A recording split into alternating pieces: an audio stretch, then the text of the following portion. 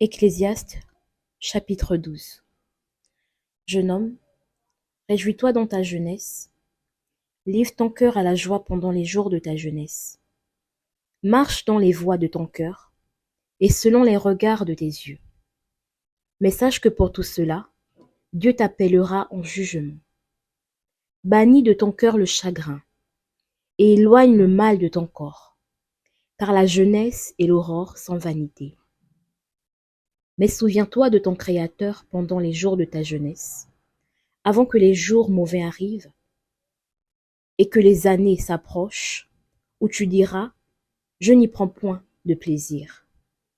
Avant que s'obscurcissent le soleil et la lumière, la lune et les étoiles, et que les nuages reviennent après la pluie.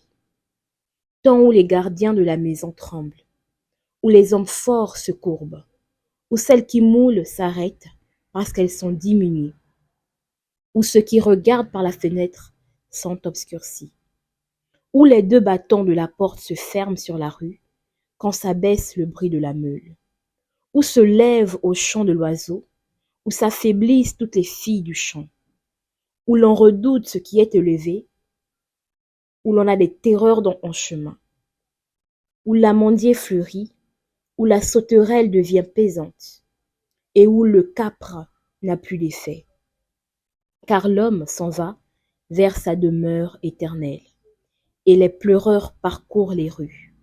Avant que le cordon d'argent se détache, que le vase d'or se brise, que le seau se rompe sur la source et que la roue se casse sur la citerne.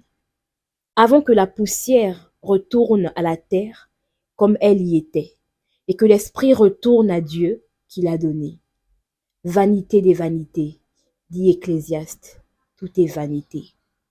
Outre que l'Ecclésiaste fut un sage, il a encore enseigné la science au peuple, et il a examiné, sondé, mis en ordre un grand nombre de sentences. L'Ecclésiaste s'est efforcé de trouver des paroles agréables, et ce qui a été écrit avec droiture, ce sont des paroles de vérité.